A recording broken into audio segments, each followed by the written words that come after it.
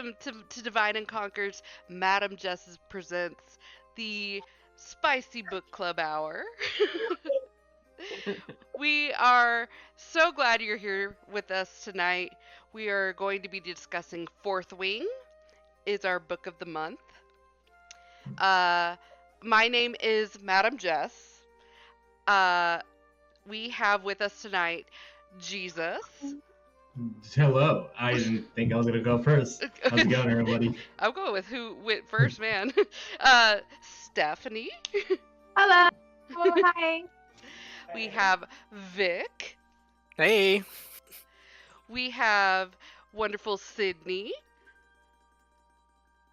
Don't know if she's here or not. She's the silent one. We have Claire.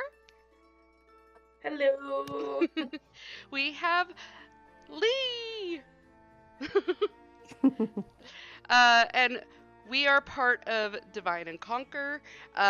We are so happy to start this new show tonight. We're going to be discussing one book a month and one fanfic a month. So going forward, we'll see how this goes. Tonight, as I said, we are discussing Fourth Wing. It's written by Rebecca Yarros. But first, we would like to say thank you to all of our friends, our friends at Nimroot, who provide wonderful dice trays, DM screens, tables, all kinds of stuff. That we have their link down below. We also would like to say thanks to our partner Excalibur. They are local, based in Spring, Texas. So we go there, and they have a brewery hall. So thank you so much for them. We also have a couple of more friends, but we have some links of theirs down below. So check all of our friends out. Also, please go support your local bookstores. That's what we want to promote here. Don't give money to Bezos. Support bookstores. All right, so we are going to get into Fourth Wing. I'm going to read the summary for the book, just so we're all on the same page. The Fourth Wing is a book about a 21-year-old named Violet Sorrengail. She was supposed to enter the scribe quadrant, living a quiet life among books and history. Now, the commanding general, also known as her toughest Talon's mother, has ordered Violet to join the hundreds of candidates striving to become the elite of Navarre dragon riders. Navarre. Yes, I keep doing that. I'm going to butcher names. I'm just letting you guys know now. But when you're smaller than everyone else and your body is brittle, death is only a heartbeat away, because dragons don't bond to fragile humans. They incinerate them. With fewer dragons willing to bond than cadets, most would kill Violet to better their own chances of success. The rest would kill her just for power and for being her mother's daughter. Like Xaden Rorson, the most Ryerson. Thank you. Ryerson. The most powerful and ruthless wing leader in the Riders Quadrant. She'll need every edge her wits can give her just to see the next sunrise. Yet, with every day that passes, the war outside grows more deadly, the kingdom's protective wards are failing, and the death toll continues to rise. Even worse, Violet begins to suspect leadership is hiding a terrible secret. Friends, enemies, lovers, everyone at Basketh Yes. Basgaiath. Basgaiath. Yeah. I told you I'm gonna mess up these words. Basgaiath War College has an agenda because once you enter, there are only two ways out: graduate or die. So, right? So brutal. I hope Just no like pressure. high school. Yeah. So, with that being said, we're going to open up the discussion for Fourth Wing. Spoilers ahead, so if you haven't read the book, maybe, go read it and then come back to us. All right, so we're going to start this kind of round robin style. I'm going to start with Steph. Oh, yeah. Hi. Hi. What things did you like about the book? I feel like, first of all, if you read little fantasy books, the starting age is like 16 to 18. So it was better. It was more, she was like 21. She was kind of more developed. And then how the story goes, well, it's kind of basic like fantasy romance. Like the one person you're not supposed to be with, that you're supposed to stay away with, is the one guy. Which, like, it draws you in, but the same, like, oh, he's gonna be my enemy, and then we're gonna get together. Like, which is good. Some people come for that. They're just like, what's gonna happen with the main character? But while that's also happening, you have the War College, dragons, propaganda, friends, family. I think it's just like, this is Rebecca's like 20th book, and this is the first one she like blows up. It has so many of the aspects that are hot right now. So it just like draws you in into this fantasy world. And if you're first time reading a fantasy book, first time reading a book at all, you don't want to leave it. Yeah, absolutely. I absolutely agree. I think I binge read it in like a day and a half. So I was like, okay, I'm gonna read it at night when my children are asleep, and I just slept wrote the whole book. I was like, I can read 500 pages, no problem. I read Harry Potter like when I was like a teenager. We can do it. Yeah, that's absolutely for sure how I kind of binge this series. Well, not the whole series yet, but I want to really bad. I like how it was like a slow build of like the popularity of it. It was like, oh, like a few weeks and like nothing happened, and then it like blew up. Mm-hmm. Absolutely. Vic, what did you like about the book? Oh my gosh, what didn't I like? Well, obviously I love I like to write fantasy, so I love reading fantasy novels. I like trying to, I love the God, I'm losing my words suddenly. Like dragons, we love dragons. Dragons are always fun. I love when people get really in depth into the world building with like, okay, so this big magical creature is in this world. Why is what is its purpose? How does it contribute? How does everybody else contribute off of it? Like it's very like it's fun getting into like the symbiotic relationship between the dragons and the writers. On top of that, in terms of writing, I love Rebecca's pacing, because even when it's like it's kind of like a slow chapter where it's just Violet going to class, something's happening. Like there's always something going on. And once like the action starts like punching up, it does not stop, and you don't want to put that book down.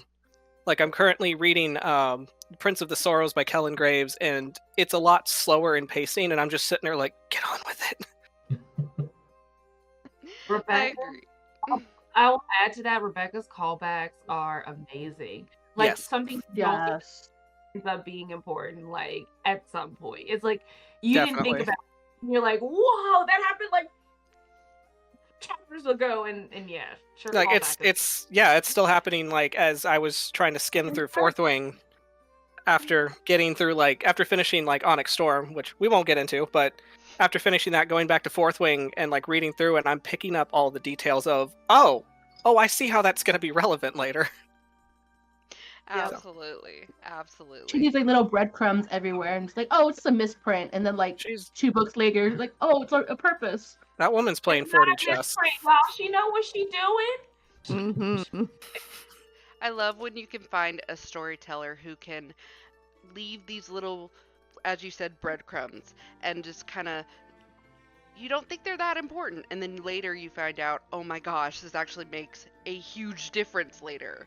So I love it, and she does it very well. All right, Sid, do you got anything you want to say about positive things about the book that you liked?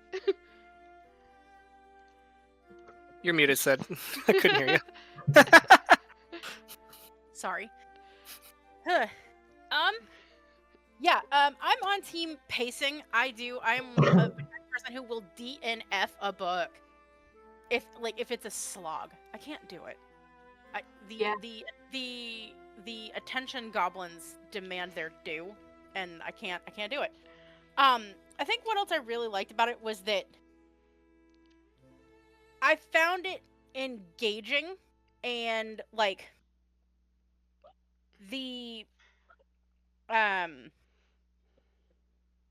like I found myself like I do find that with a lot of books I read, I'll read them anyway, but I don't really feel that like connection to any of the characters. They don't feel like they could walk off a page. And while obviously we don't get like tons and tons and tons and tons of super in-depth character stuff for everybody in this book, obviously we all know as things go, we grow more. But I really enjoyed how like invested it was, and there was no like, oh, you got to give it a couple chapters. It's we're here. Hey, don't die. Thanks. Which I felt on a deep spiritual level. But I also really like the almost. I don't ever want a teacher to have any student pick this apart. God knows. Because I hated doing that in school. But I love like the deep-seated lessons that are incorporated in the book too, that are applicable outside of it, just so much as they would be in it. Like it's an example of how things can go wrong, and like there are allegories for that we see in our everyday lives that I really enjoyed, that are put into this fantastical place, but also in a very digestible way. And I really enjoyed that too. I came here for the smut and I learned something. Literally. I'll read some smut, but I like plot with smut. Yeah. The smut was a bonus. There are books. There are no, there are 100 types of smut type books, or books without plot, that have just spice, and I will say for me, this is the type of book I prefer to read, that has a plot, that has people I can connect with. I can imagine myself in this world, and how I would react. So absolutely. Jess, this is a spicy book club. When you have the build up, when you have the tension, when you know both the characters, like the smut is so much better. Exactly. Oh yeah, the way the characters play off each other in this book is just phenomenal. It is, absolutely. I think one of the other things I like is how. One of the things I really loved about Violet in particular, obviously she's the only we get until the end, but was the internal monologue.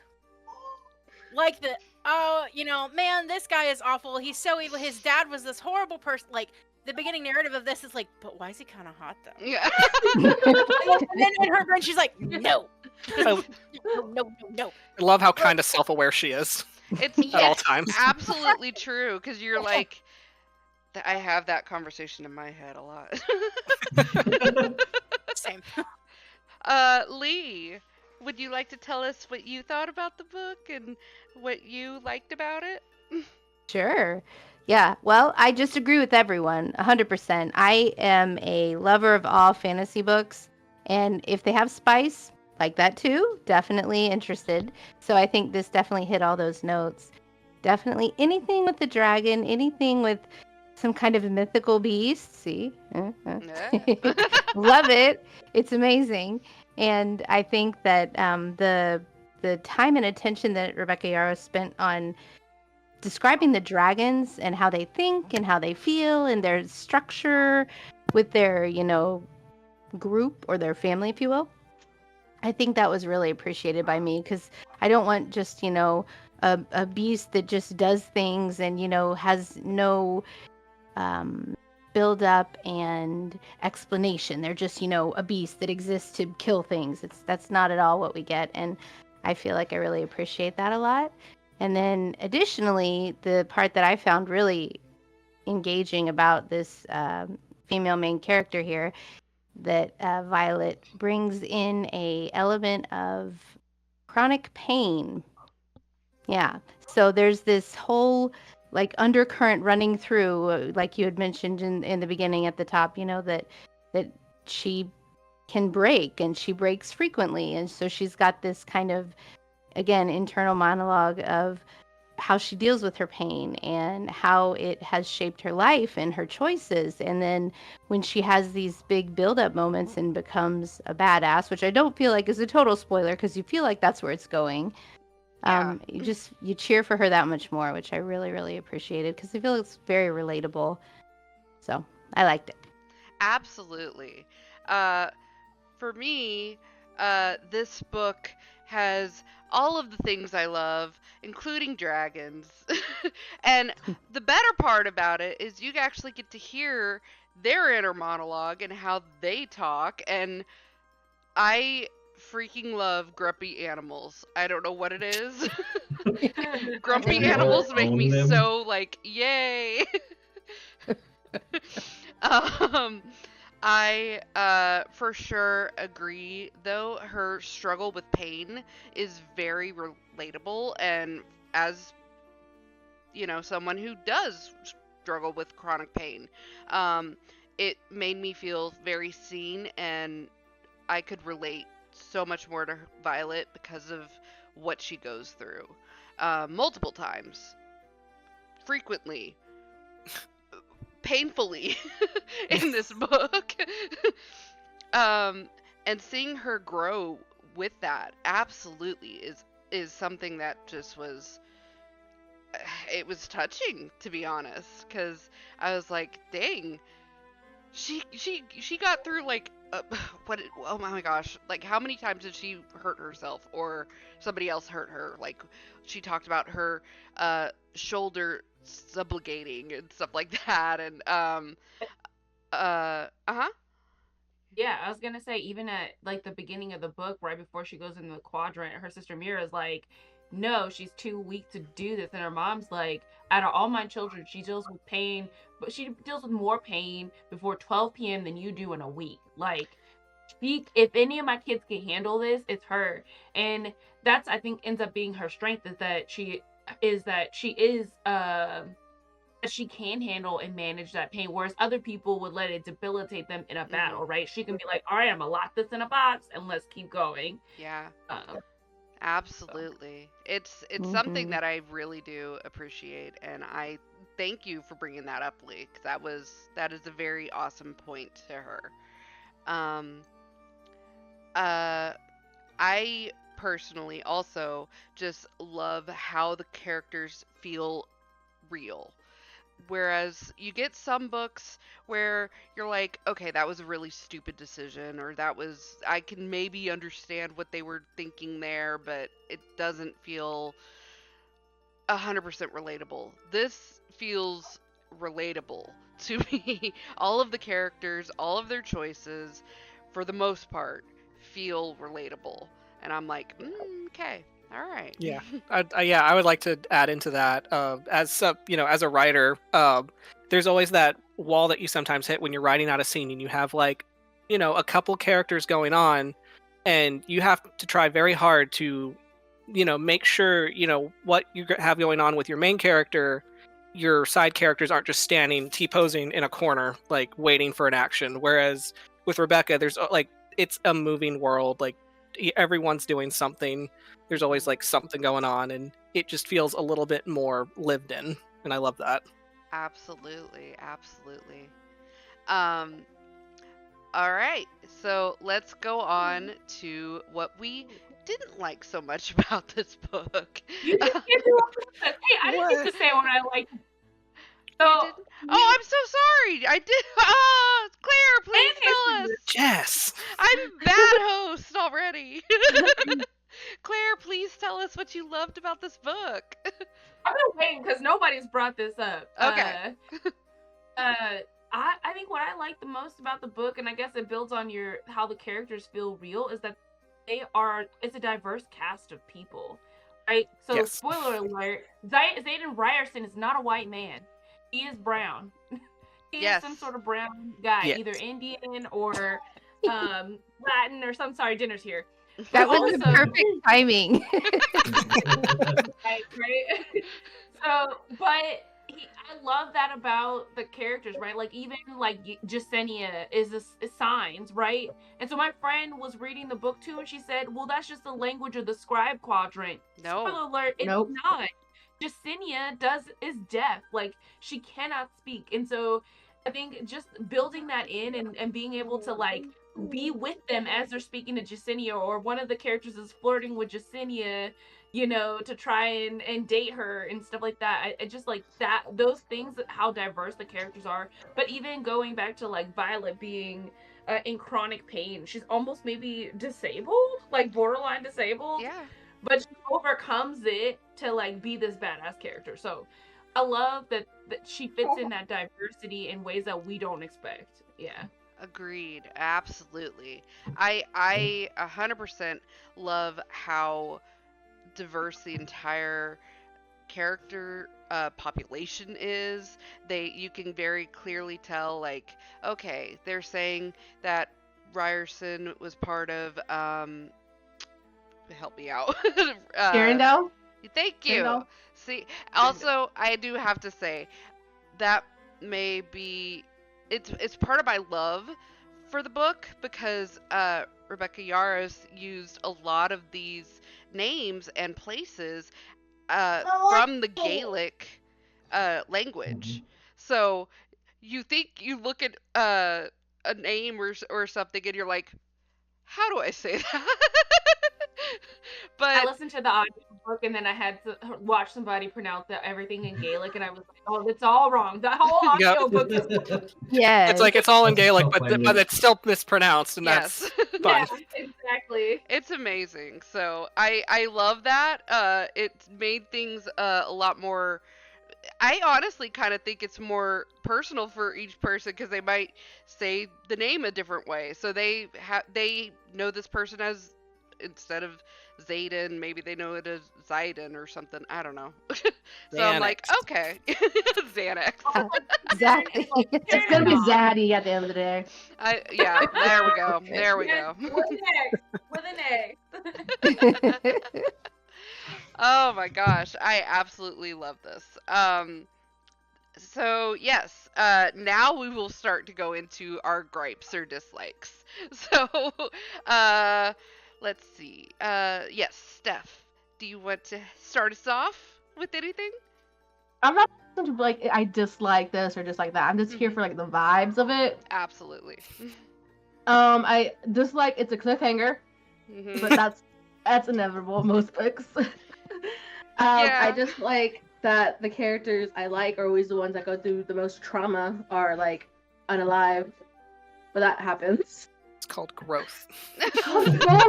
Growth is I don't like it. It doesn't even have to be like something you dislike about the book. It could be characters you dislike or something, because I have a feeling we're all gonna say the same ones. What I dislike in this book,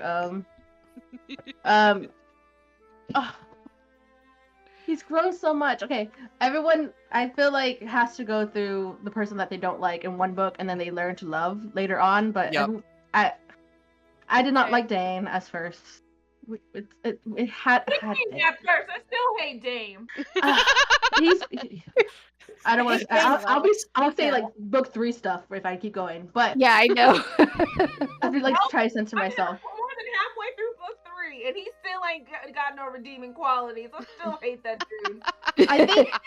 I think I saw an interview with Rebecca. She's like, Dane was just following what his dad was telling him. He was the daddy's boy. He's following rules. Like this is what he's been going through his whole life, so he wasn't gonna stray from what he knew best. Is this the Malfoy of the series? No, not No. really. No, No. this is the chronic he's a golden rule boy. follower. Yeah. Not rule breaker, rule follower. Yeah, you have to consider that he is essentially what you would call a military brat. I mean, they're all technically. Right. Violet is also, but Yeah.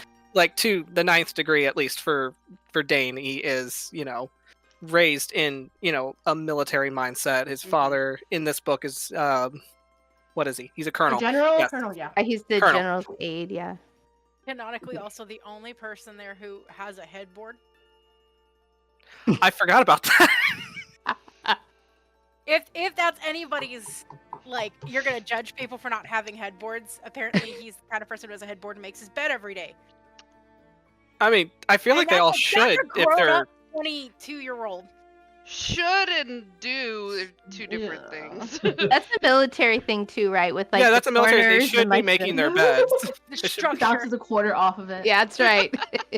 Which I think about a bed, but also bouncing quarter off of other things. I mean, it just But you know Well, what? thank I you, God, mean, for that. maybe that's just maybe that's just an infantry thing because I mean if you've managed to convince a dragon to be your best friend, quote unquote, then I don't think you shouldn't have to make your bed. I'm not gonna make my bed. Tell the dragon that. Go take it up with the dragon. Ask him if they think I should make my bed. well, when they say that they get magic and they don't even have to write anymore with a quill, you're like, okay, I can see these are some like cool things here. You I know, don't Dane would do know. it so manually. Yeah, we have Yeah. voice text. Magical ballpoint pens. I see you. Right? It's just ingrained in anyone who's in the military, dating someone who's a Marine vet. If I don't make my bed flat, there will be words before the eggs are starting to be made. Oh. Like, yeah, like it's like the bed has to be made like a specific way all the time. I that's a thing for sure, but they never seem to care. At least so far. We that only I've care about seen. breaking furniture in this book. Yeah, there's a lot of that. Rip furniture, Or wardrobe. We love that. windows, fuck them. Uh-huh. I read. No, what did you not like in this book? That wardrobe. Well, thank Yeah, you, fair. Neither. Okay. Vic, do you have Okay. anything in particular? So, I mean, because it is the first book, so a lot of things are, Yeah. Have the potential to grow. For sure, one of the things that does come to mind that I didn't like, in terms of Dane's character, because I had a lot of beef with him at first, but it was more so how he treated Violet. Basically, Yes. oh no, you have this handicap, you're very fragile, you can't be here, you're not going to be able to do anything, you're going to die. Like, basically not get, like, if this is your best friend for life, like, you should be hyping her up. But this dude was like, no, you can't do this. And so that I just didn't like that. He was very like rigid on just setting her up for failure from the beginning, and that, which I loved, gave her spite to go, actually, no, fuck you, I'm gonna do this. Exactly. And I'm gonna do it my way, and you're gonna have to tough it out. 100%. The fact that she grows so much, and she would have never said that to him before going into this, No. probably. The fact that she stood up for herself and was like, I deserve to be treated better, made me go, hell yes, this is a strong character. This is how you show, don't tell. Yes. So, I 100% agree. Sid, do we have anything we want to discuss about likes, dislikes? I dislike the fact that Liam died. I dislike. Yeah. I dislike that. Everybody. I told people Um, beforehand this is a spoiler zone, so it's Yeah. fine. Yeah, for sure. I dislike how. that. Yes. I'm still upset. But what else? Okay, and this might just be me, and I don't know if this is an everybody thing. So my favorite trope in any book is never enemies to lovers. I don't love that. It always seems very trite, like, oh, yeah. And I felt that was one thing I didn't like in this, was that I don't feel like they were nearly enemies enough. Like, Yeah, that's y'all fair. were like, God, I hate that guy across the realm. Man, fuck that guy across the stage. He's kind of hot. Man, but in like, I feel like at no point was there any, like, real, like, palpable, like, deep-seated hatred. And so I'm like, I feel like it doesn't really encompass enemies to lovers. It's more of like a, what is the word I want? Dislike. It's a mutual dislike that you got over because you got to know each other. Imagine that. Like, imagine giving people the space and letting them in enough to get to know them and go, you know what? You don't suck. It only took a telepathic bond where either of you might die. Literally. And honestly, I felt like everybody around them was saying they should be killing each other and hating each other more than they were acting that way. Yeah. Totally That's agree. exactly what I was gonna say. Well, because then she gripes about how, oh, you're gonna kill me. You said you're gonna kill me. I don't remember him ever telling her he was planning to kill her. I don't think that ever left Xaden's mouth ever. He did imply a couple of times that he was like, Implying I'm not gonna. is Yeah. different than Oh, saying absolutely, absolutely. He never fully You've turned into 100% Parapet? said.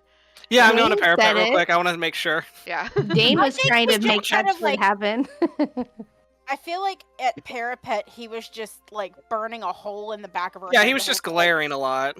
Yeah. Which, you know, like, He that's heard fine. her We can do name. that. He his gaze snapped to hers. I love how they put that in there all the time. Snapped to them. And he was just kind of like tracking her and like, I know who you are. Your mother was a but bitch. Well, you know, and I kinda feel like thing. too that it is very like they perpetuate that. The people around them perpetuate Oh. that they should hate each other. And what we know of Xaden, especially going forward, but what we know about him and what we learn about him is that he is very much we are not our parents. We are not the sins of our parents. We're not them. And he Yes. never treats Violet like she is. Yes. Because he knows firsthand that what his dad did isn't what he did. Oh, yeah, Yeah. found it. Okay. Because she asks, are you going to kill me? And then there's the whole thing, which I'm going to add on to my dislikes. I disliked how Dylan died because I felt like he had potential. Oh, Anyway.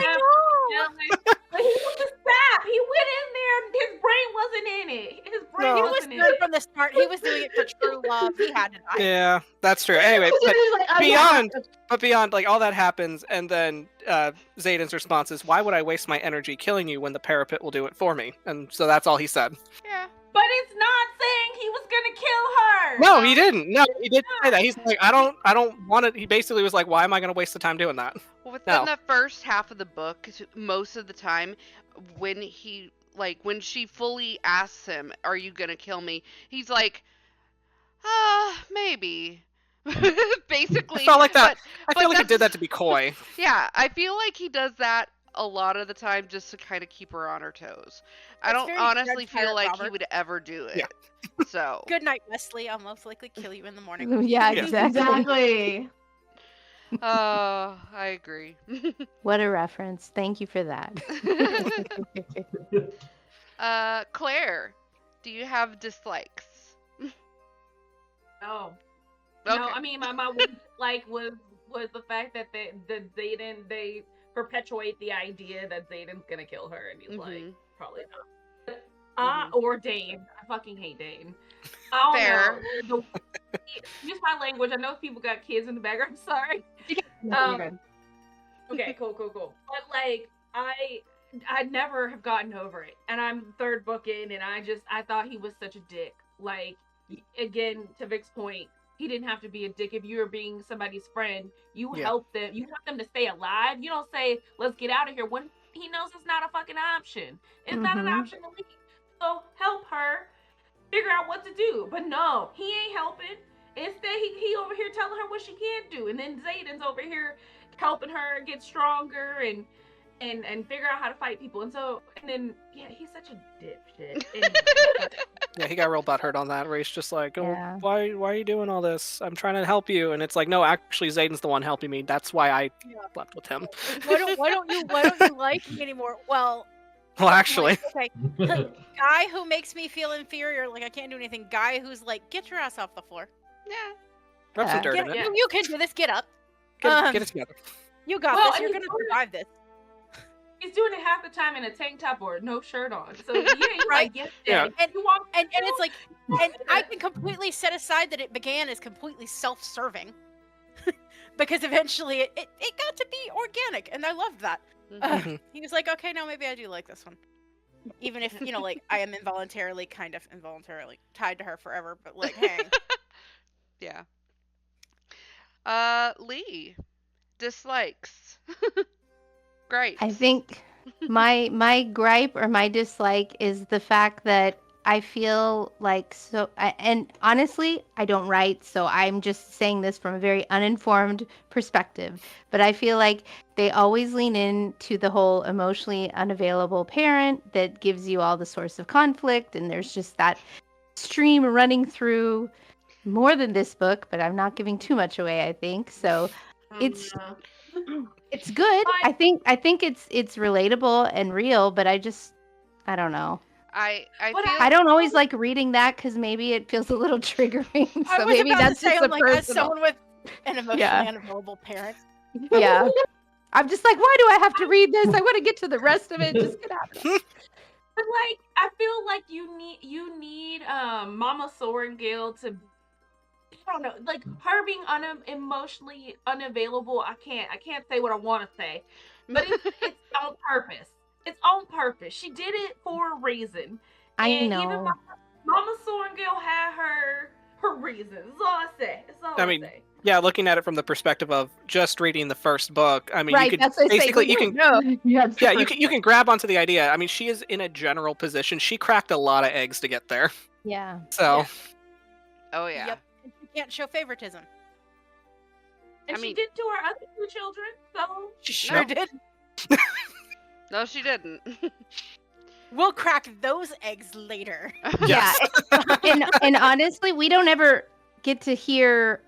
I don't think there ever is a moment, and I don't think it's a super spoiler, but that we hear what her inner monologue is. She talks, but it's always from Violet's perspective. Yeah. So maybe that paints her in a worse light, and so where she's just like, my mom sucks, so of course she's gonna do that. I get it. It's just one of those things that just It kind of plays into not necessarily 100% the unreliable narrator, but you're only getting one side of the story where there's Yeah. a lot of moving parts. So yeah. we're only going to see, for the moment, like what Violet's seeing, what Violet knows. Yeah, I think and the I only- I totally agree with you guys that she is more of a well-rounded character later, and then we kind of understand, but I just like, ugh, I don't know. I will say to that point, a lot of times writers will use past experience or things that people will relate to, and unfortunately that is a thing that we can absolutely go, remember this thing that happened in our childhood? That's why. That's why I'm funny. Yeah, I exactly. use humor. Stop holding a mirror up to me, book. I don't like it. I mean, Ah. millennial. I was a latchkey kid, so yeah, I relate. That's fair. So for me, my biggest gripe or dislike is mostly that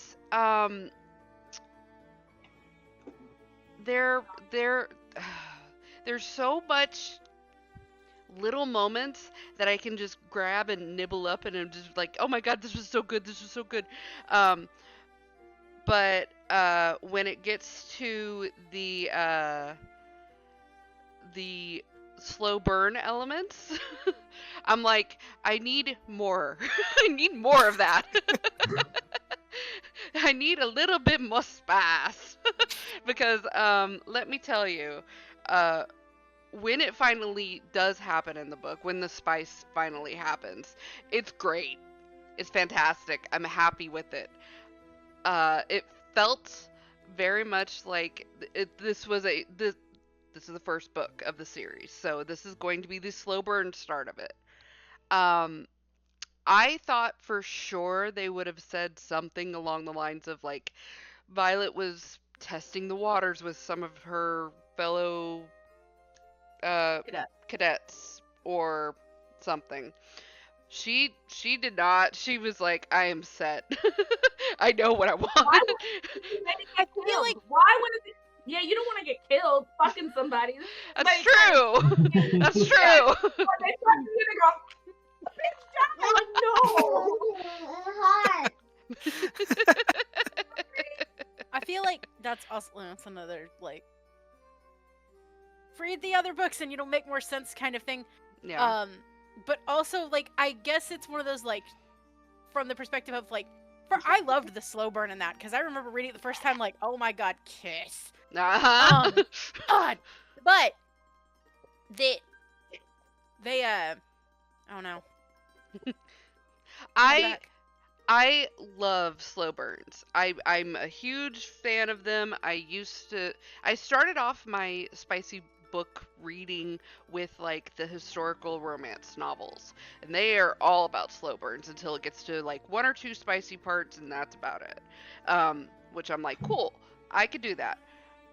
This was it to get to a part of the slow burn, like the very little part of it. It was so much build up for world building, and I was like, I'm fine with that. I'm good with this, but also I want to lead a bit more.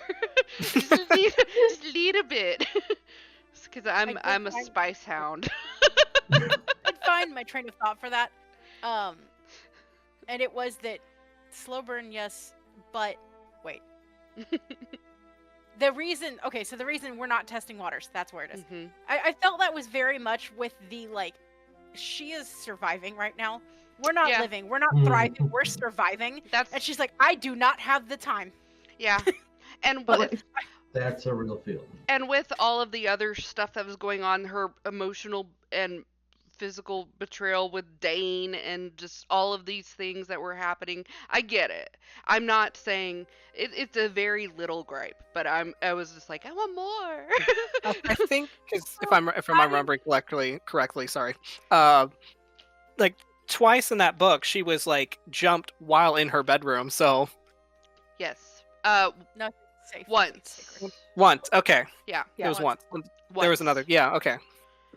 She was yeah. That was bad. Yeah.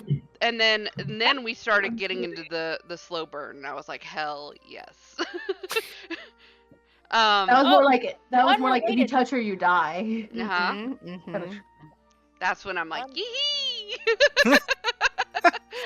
That was one of my favorites. After that was one of my favorite scenes where they are in the quadrant the next day, and like she doesn't know what's happening, but Xaden's like telling them because she saw the person who let them into her room, and then it's like Dane's best friend, and he didn't want to believe it. Let me tell you, and you learn, his signet is like if he touches her, then he can read your memory. And so then it's just like once you go back, that, and you go back, you're like, fuck, and then you want to touch her, and it's like then you think about all the times he tried to touch her. Uh-huh. Yes. And this is manipulative. Non-consensual retrocognition. So okay. Not gooch. I will also say, just for Dane's character alone, there's a few of the villain people in this book that I was like, I hate Jack. I hate him so much. I hate Dane. I hate Oren. I hate all of these bitches. But also, Dane was the one that I was so freaking crushed by because they were friends at one point. He got into the war college. He became more focused on being a writer, and as soon as if she had gone into the scribe quadrant, she probably would have still been friends with him. But because she became a writer and basically was like, treat me like a friend, like treat me like a equal, and he was being so stubborn about, no, I won't, because you're not, and keep saying those things to her until like, and he kept trying to get her out and go into the scribes, and he would never listen to her. So that betrayal in and of itself, of like, I don't see you as a person, I see you as a person I need to take care of. That hurt so much that I was like, ooh. And then when his other betrayal happens, that Yeah. made me like physically like react. I was like, Yeah, that that left an icky feeling, and it's ironic because he like stated very early in the book, being in the writer's quadrant changes you, and then proved exactly that and also many a times. he kissed her without her consent, and I hate that shit. That's a no-go, bro. She needed that right away because then it just burst the bubble. It burst the Dane bubble. She was like, oh. Got that Burst ick. the Dame bubble. The bubble went. And then it like, It's- I- No, brother, Yeah. no. I hated how relatable that was, honestly, Mhm. because it's like, you have like a good thing going with a friend, and then your friend's like, hey, can I talk to you about something? And then all of a sudden it's just the Yeah. worst downhill spiral you'll ever have, and it's like, nope, don't like that. Oh my goodness. Yeah. It left me feeling ick. So now to wash that ick away, we're going to Please talk tell. about ourselves for a second and say, if we were set in this war college, where do we think we would be? Where do we think we'd be a writer? If we are a writer, what kind of dragon would we have? I don't know. So I'm gonna start this off with, for me, sure, we'll go backwards now. For me, I think that, and I've thought about this a lot, I think that with my tendency to see blood and stuff and go, that's kind of icky. And also the fact that I'm also a little frail and have some health issues and stuff like that, I probably wouldn't be a writer, or not realistically make it to have a dragon. So I think I would probably be a scribe, which I could be friends with with the other Jess. Zinnia? Yes. Justinia, yeah. Chess and chess. Yep. So, Lee, what Yeah. about you? That is great because I was thinking about this too and thinking, well, I want to say I would be a writer because I love dragons and I think that'd be awesome. And I think I would want a green dragon, but then I'm thinking, I don't think I could get to the point where I would be ruthless, which I think is where you really succeed. And I could kind of identify a lot with Violet in that a lot, where she was, wounding people but not killing them, and she was trying to just basically incapacitate them so she didn't have to kill someone. Mhm. I think I would struggle. So I probably, if I did make it to the writer quadrant and, go to the quadrant and go through threshing and actually get the dragon, I don't think I'd make it very long because there'd be a point where I'd have to kill somebody and I don't know if I could do it. So Just learn what they're allergic to. Yeah, That's what I she just- did. I'd just be visiting Malik sooner than I planned, probably. Fair. So, you think you'd be a writer? But I think that's what I would want to do. yeah, I A short-lived writer. Yeah, that's I think I'd be, tragic. That's where I'd be. all right, fair enough. Claire. oh, I think I would be a writer. Like, fun fact about me, I have a PhD. I put myself through a lot of fucking pain and like, just emotional grit. I have a lot of grit, and so I think I could be a writer. I think that I would definitely make it all the way through Parapet. I would figure it out. I'd be a Violet, right? I'd be figuring it out all the way. Or I'd be a Rhiannon, actually. I really like Oh Rhiannon. yeah. There you yeah. go. That would Awesome. make it all the way through. But my dragon, I Mhm. love Andarna. I love Andarna. I actually really like the Gale as well. Yeah. So I can relate to both of those dragons. I feel like I would be somewhere in there between with a Sigale or a Andarna. So yeah. Awesome. Sid.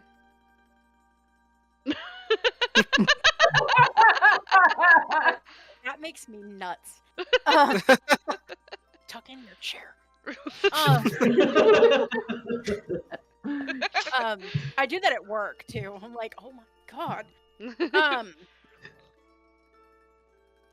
So I had to think about this. I really did when Jess posed this because I'm like, oof, where would I end up? And I think ultimately I ended on, for several reasons, a writer. Starting with, I need something to do that isn't look at books all day. I love reading. I love reading. But I don't think I would have been content to record histories and things like that. I don't think I would have been content. I would have wanted to be have an active part in doing, because it doesn't. And while there is something to be said for people who do record historical events and who do take the time to catalog and things like that, is great, but is not for me. I think too that I also thrive under pressure. I'm gonna cry about it after. But I do well under pressure, and unfortunately I feel like to a point I am a great I follow instructions well. Not Dane Atos well, but I follow instructions well. But yes, I'm kind of on the same boat as Claire too, where I'm like, but I am also gritty. Yes. I'm like, you're not gonna tell me I can't do something. You like, I will figure it out. I'm gonna get there, and even if it's not immediately, I'm gonna do it. And if I had a Dane in my life, it would be, you can't do this. Well, now I have to on principle. Because if there is anything I am in this entire world, it is spiteful. That's petty. That's petty, but I spite is a great motivator. But yeah, I feel like I'd end up as a writer. Awesome. Do you have? I also want to. I want to point out, y'all, that you don't have to be a writer. You could be a Griffin rider. You could be in infantry. You could be a healer. So if you didn't think you could be a writer, like Lee, you might be a great Griffin rider, because you. This is what I thought. Die, right? You don't have to die. They don't die. Yeah. I think wards are awesome. I'm not supposed to say anything. Wards are great. Oh, I love that. Do you have a dragon in mind, or would you? I think it would between one of two of them, and I could not, because I had to look at the thing and I have pulled it up again for myself because I'm like, remind me. By the way, all of the dragons in this book have some sort of weapon for their tail. So they have a club tail, they have a dagger tail, they have a Sword tail. Sword tail. Yes. The Morning Star. Morning The Star. Morning Star, yes. The scorpion tail. Yep. Also, I Andarna feel- is a feather tail. Yes, she is a feather tail, and I yes. love her for that. Yep. Cute. I feel it would have to be one of two, and I could not decide which. Just banking on what they're supposed to have been. And it would either be green or brown. Fair. Because I am to a point a pragmatist, so greens are supposed to be reasonable Yes. and intelligent. Browns are not meant to be shown fear, and I am definitely a fake it till you make it kind of person, and I know that they could probably smell that on you, but if they're like, you know what, you had the audacity to sit here and walk in here like you knew what you were doing, and I guess I'm gonna have to, I'm there's bound to be, I can think of exactly one dragon that went, you know what? that one's funny. That one's funny. I Like him, he makes me laugh. Absolutely. He's coping by cracking him some little jokey jokes, and I'm here for it. I love that. So it would either be green or brown. Tails, I don't think there was really much, like, it was out of necessity. This is what they developed their tails for. Yes. So I, for aesthetic purposes, enjoy the Morning Star tails personally. They're but pretty. it is any. Yeah. Whatever they obviously saw fit to choose is. I mean, it's not my choice. So I mean, like, right, I'm right. gonna take what I can get at that point. There you go. Hello. Vic. Yes. Ah, man.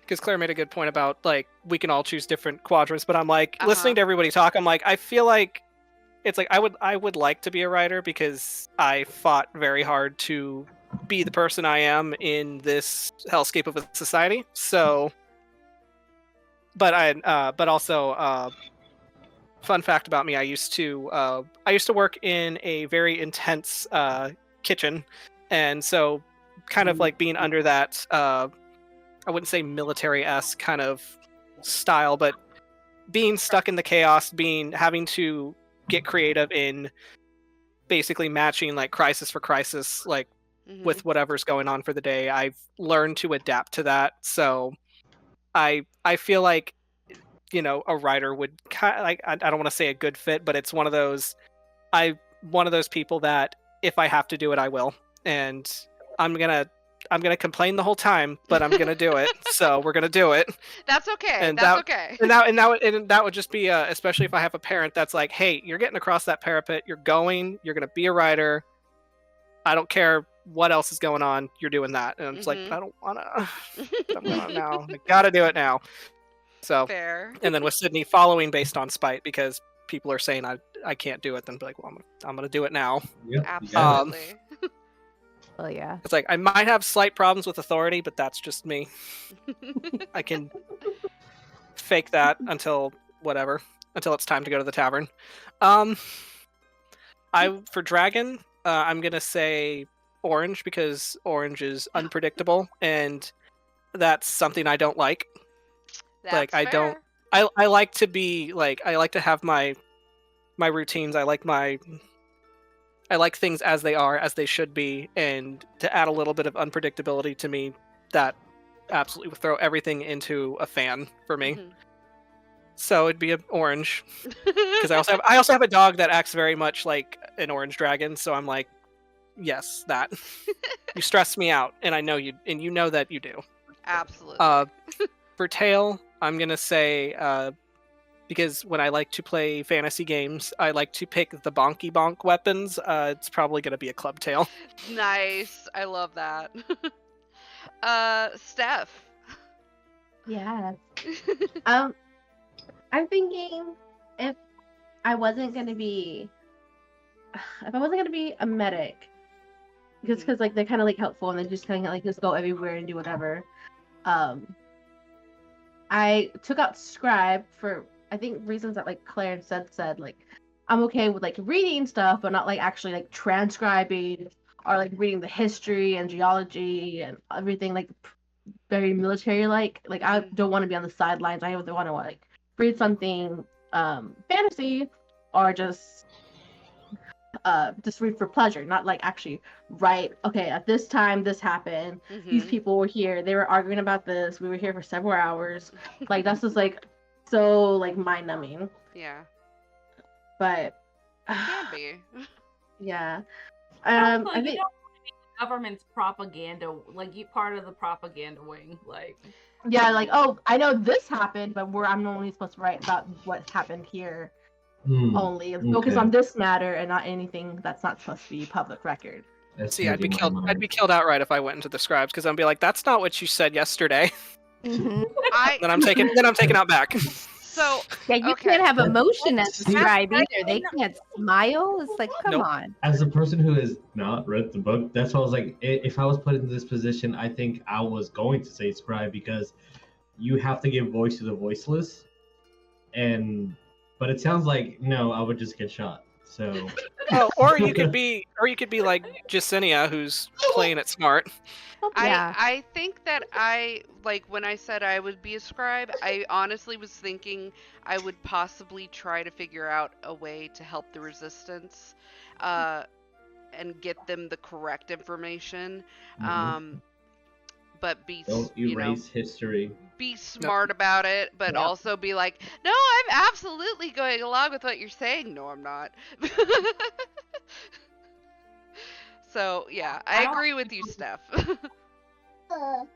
Yeah, like it's like writing lies for sort of public would be like a big no. I'd be like, oh, but I want to write it in my style, but you can't. That's Mhm. like a big no. But I've I would try to be a writer. Try. We I could be don't. the same, you know. Day by day, Lee. Day Yeah. by day. Uh, If I could make it the several months to threshing to mhm. pick a dragon, Yes. I would say like brown or black. Like I know they're kind of a little opposite. Because I have my own little dragons, and I think I can handle a real dragon. Well, you're also I- a very intelligent person, and the blacks love the intelligent Yeah, person. The intelligence for people. I like my cranky black intelligent guy. There you go. Where's my? Who's right there? Oh, there he is. Very nice. Love love that. him. Yeah, I want a black dragon. If maybe like a dagger tail or scorpion tail to catch me if I Awesome. fall. Also would be a plus. Yeah, that would be nice. All right. We're gonna do a fun little game now. We're going to do we're gonna do Fuck, Marry, Kill. But this is gonna be for this book in particular. Fuck, Marry, Malik. Nice. So I have a couple of fun groupings here. We're gonna go basically in order. If anybody has something that they want to throw out, absolutely, we'll go with that. The first one: Dane, Orin, Jack. You made this difficult. I Oh, did. okay. I specifically made. Can this we just go difficult. Malik? No. Just line them all up.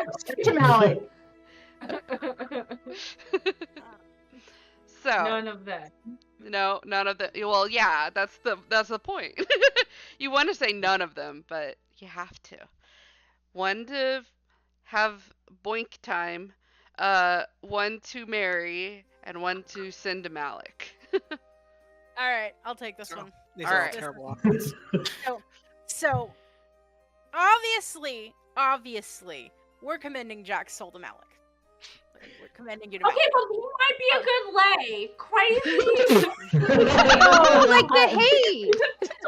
No, I can't. He's got that tweaker energy, and that scares me a little. Yeah. He gives. We don't need a safe know word. what I don't that need Hmm. that. No, don't take it. I think the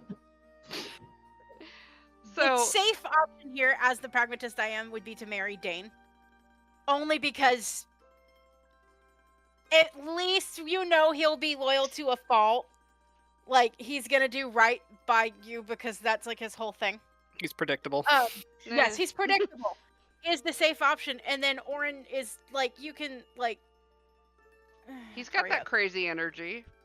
He does, but he's also a coward. Yeah, he is. Which Well, Jack is more of a coward, in my opinion. No, but- no, no. I will say this, and I feel like the edge, because yes, but I feel like the edge that Jack has on that is that at least he's a coward with initiative.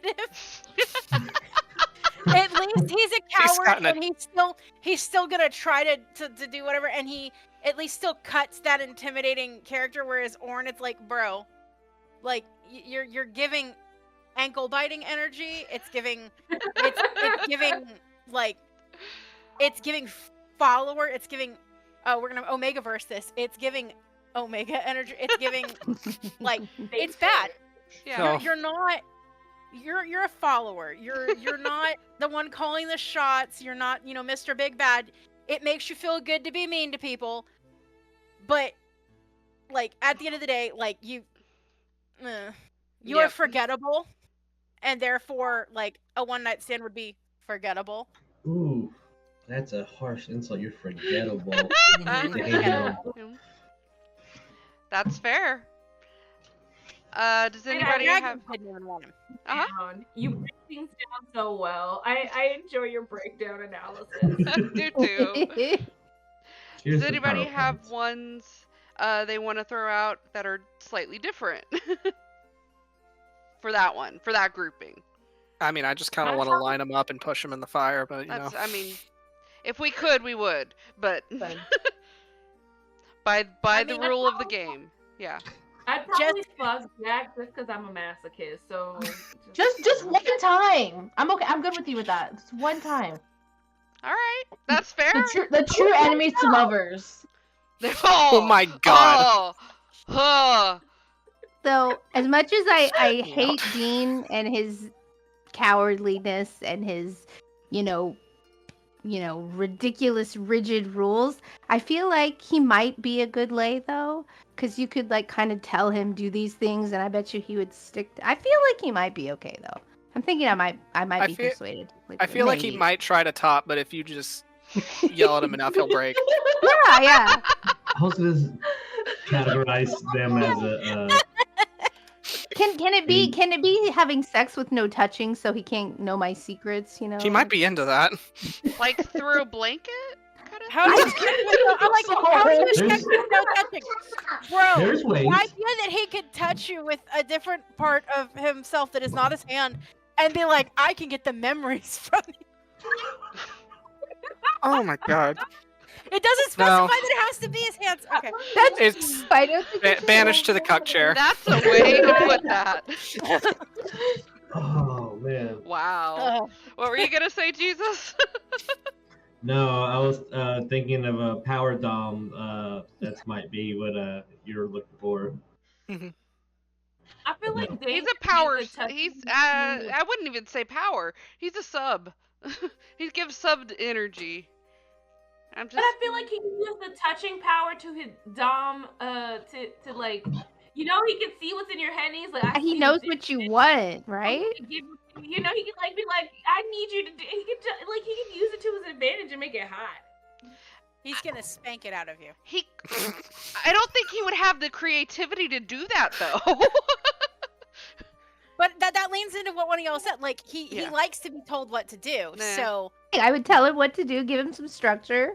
Actually, pretty you know good. what? He might make some good husband material because it's one of those consensually using his power where it's just like, hey, remind me of what I said last week about what we're doing. Hey, where did One I of you put has this to remember. thing? He's a post-it note. It's like, I don't need to remember it because you're going to do it for me. That's actually pretty good. I like I was that. just saying good Oh, husband God. material because they're a secretary. Okay. Oh. I got 3 more groupings. Next one. Rhiannon, Liam, and Riddick.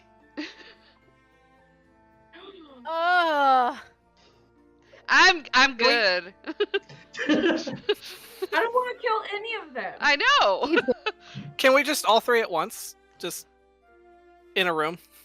Oh, like Yeah. F, Yeah. just totally fuck. Yeah, sure. I feel like Yeah. I feel like they'd be down for it. I mean, And they're all the ones that are pretty, yeah. active. So yeah.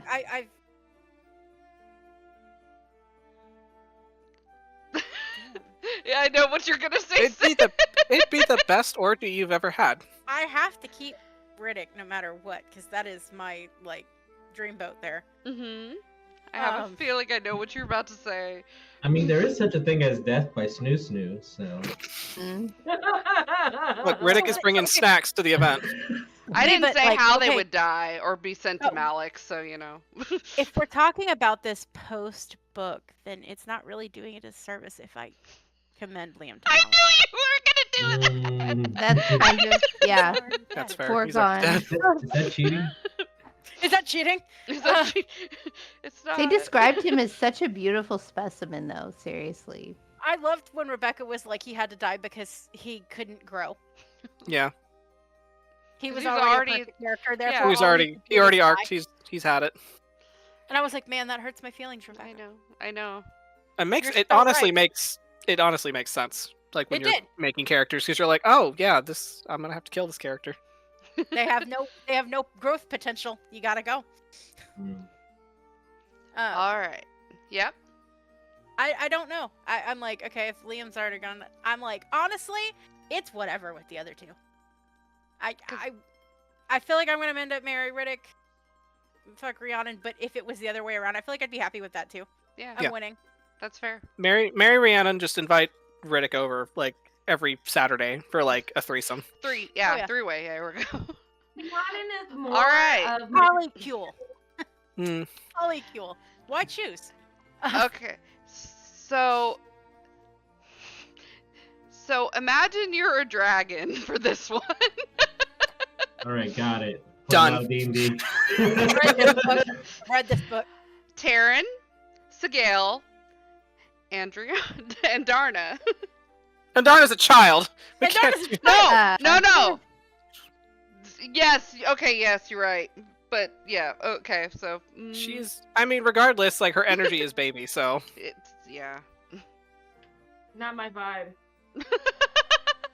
That's fair. But None of yeah, them are my vibe. it's a thing. I was just like, I feel like they'd make me cry yeah. between Taryn and Sigale. The girl would make me cry. It's like, yeah, she's a mean girl. I'm like, I'm sorry. Taryn would be the most. But are pleasant you child into I've that? ever had in my life. So No, actually, given my history, no, Yeah, actually. that's fair. Okay, the last grouping, because that one was just like for fun, but this one, Violet, Zayden, Mira. I'm marrying Mira. I'm marrying Mira. No holds barred. I'm marrying Mira. I'm in love with her. Almost as much as I'm in love with Riddick, but We're gonna have to kill one of them anyway, because they're not gonna fuck anyone but themselves, so or each other. If we kill one of them, the other one dies automatically. It doesn't matter. No stakes. Just gonna marry Mira. None of those stakes here. None of those stakes.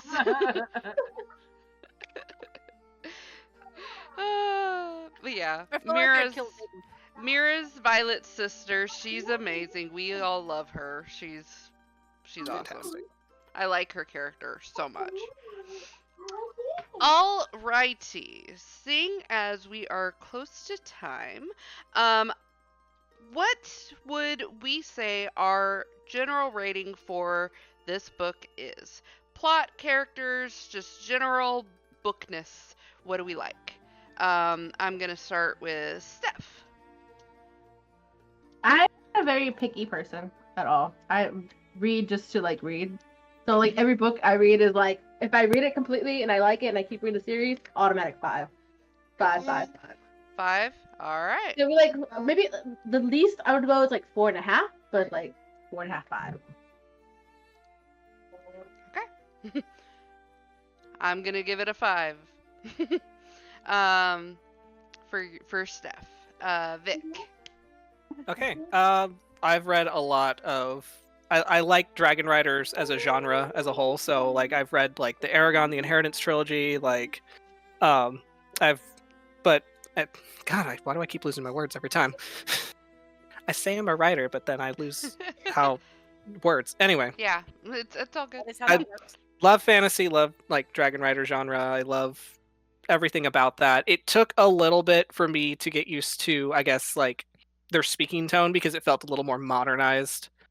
But once you get over that hump, it's like I'm in it. It was an instant like I was instantly hooked, and I devoured that book, and then the next one when I got it like the next day. But so that it'll be a 5 for me for sure. 5 for Vic. Sid.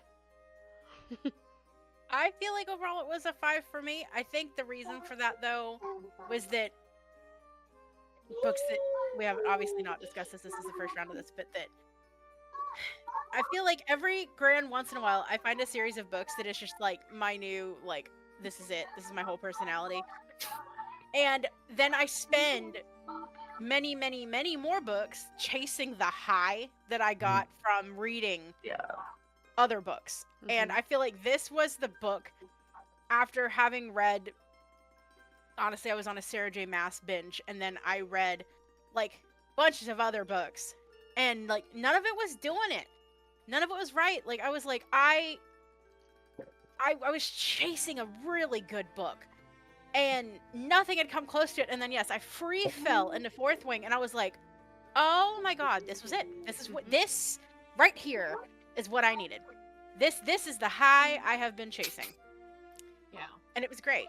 And every time I have to now wait again and again, I'm like, nothing else is going to be good in the meantime. I have a reading goal for the year I have to meet. I need these books because none of the rest of the books that are going to fill my reading goal for the year are going to be this good. I just know it.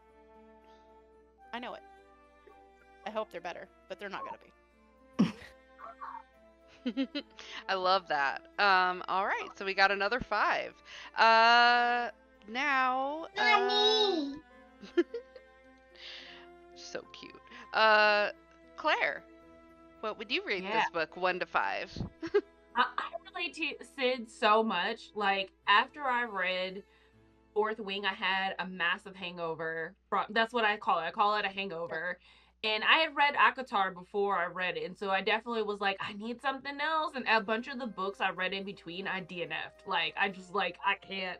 This is awful. There was a few I liked, but this did it. And I had to wait a month before the next book came out. When that came out, I, like, devoured it. And I'm taking my time on Onyx Storm because I just want to enjoy it. I want to live in the world of Best Gaia for as long as possible. And then I will relive in that world again. I'm not leaving it for like another month. So, but with that said, I will rate it a 5 out of 5. Like, yeah, I think it's spectacular for many, many, many reasons. And I have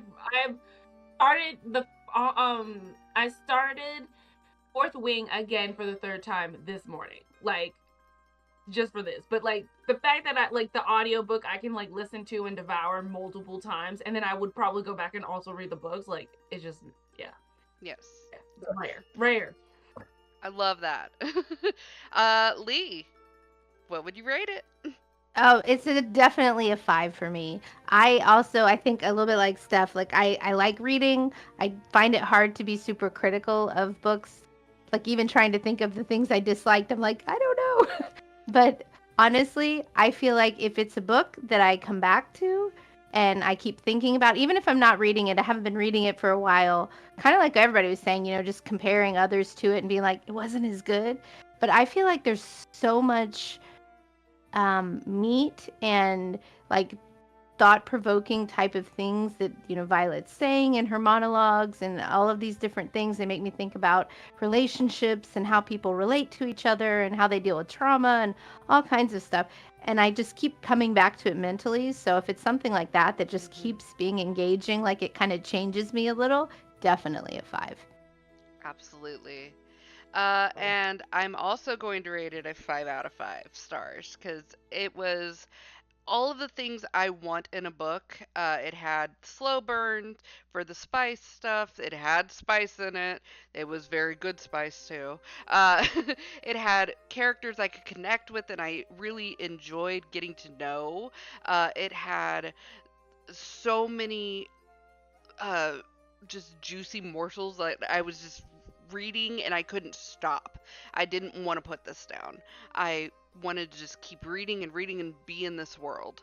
There are very big climactic events that happen in this multiple times in this book, in this series. She knows how to write well, and she has created an epic universe, and I want to live there. I haven't felt this since ACOTAR, and this definitely is a epic kind of series for me. So absolutely 5 out of 5 stars. Now, for the fun part of the night, what is our spice rating?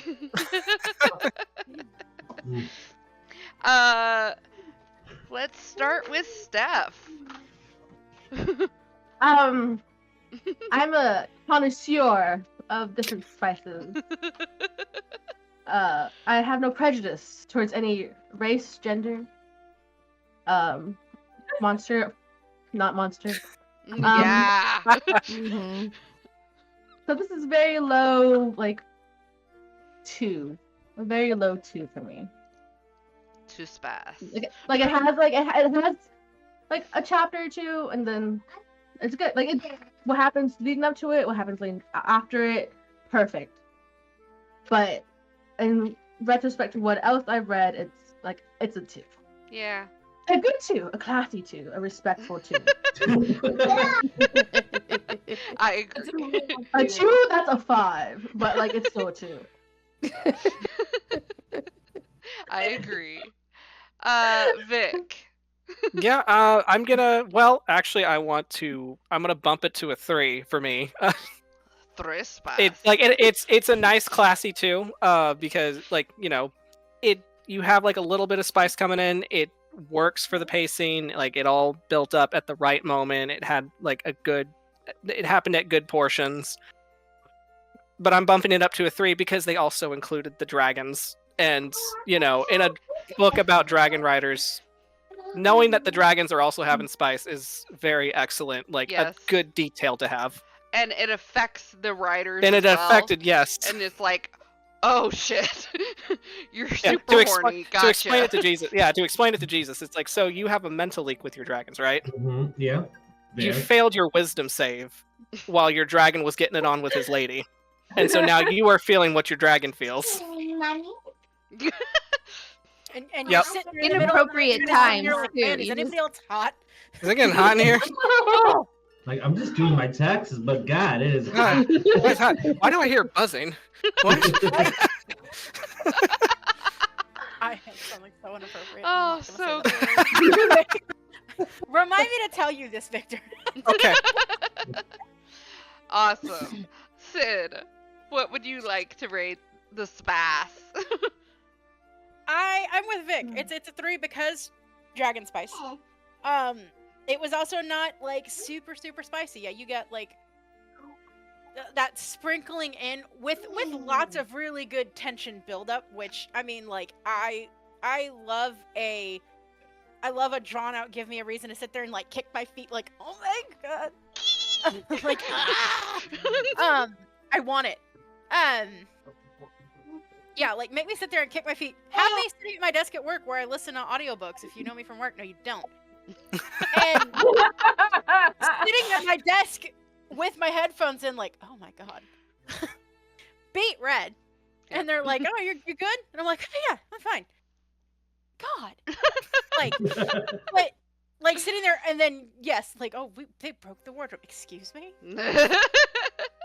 Like rewind. Okay, no, that was what I heard. Broken furniture, immediate yeah, spice. I feel like it was in was the meme. You were good. I wanted you to be great. Like, yeah, tips to 3 because of the dragons. If not for the dragons, it would be a 2. Like, it's there, and yes, it's well written. I had no complaints about anything that occurred whatsoever. It's just that I wouldn't say that this book is particularly like extra spicy just because there isn't tons of smut. If it was tons of smut, then it would be spicier. Fair. Claire, what would you like to rate? Yeah, I'm somewhere between a 2 and a 3. Probably, like, maybe I'll give it a 2.5. All right. Because it's not the smuttiest book I've ever read. I agree with Sid and Steph, but I really liked the integration of their signets with their spicy scenes. I think that's what did it for me, is the extra level of connection and being able to hear each other without talking. I love it. I thought that was hot. So, but I'm like, I'm somewhere between there. So 2.5. I got you 2.5. We got it on the meter. Lee, what would you rate the spice? Like They're- two yeah. peppers is where I was too, but I'm thinking maybe I'd go up to 3 for all of the well thought out reasons everybody else is saying. I agree, and also I feel like if I'm gonna ever go above that, this is stuff that I'm like, oh yeah, I'm writing things down. I'm like taking research. I didn't think it was that kind of level of spice, but you know. I felt like it was good. And honestly, same thing with the audiobook. If I am at work and I have to stop in the middle of one of those scenes and just double check again that I am truly on audio only and nobody else can hear anything. Yeah, I know it's a good spicy scene, and I did it at least once or twice on this. I was like, oh wait, let me double check. No one can hear me. Okay, we can keep going. I I love get that paranoid. y'all are multitasking. Yeah, technical reports are so much better when people are Literally. Thank you. spicy in your ear. I'm sitting here with my Excel spreadsheet, like, God. Yeah, I also will rate this a 3 out of 5. This was a good starting off point for the series. This was a slow burn. When it got to the spicy parts, I was like, I need all of this all the time because it was very good. It had the dragon spice as well. It had breaking furniture, which is always hot, and the build up for all of it was so well done that I was like, yeah, this is how it should be. So yes, I absolutely agree with you guys. I thought, like, just in comparison, when I read ACOTAR, the first book, I thought that had like very minimal spice. So I was like, oh, I'm sad. But the slow burn was there as well, so I rated that about a 2.5 ish, or maybe a 2. So that's kind of, this is a little bit spicier than that. So we had a wonderful time discussing Fourth Wing tonight. I'm so happy we got to do this. This will be a bi-monthly discussion chat. Next book, I guess, if you want to call it that, we will be discussing a fan comic called Toji and Rei. I have it right here. It's an Avatar fan comic. It's a fan fiction by Kim Miranda Isaya? Yeah. Lee knows. She met her. And we will be discussing it. It's set in the Avatar The Last Airbender world, so that will be happening on March 3rd at 7 p.m. So come back and join us for that.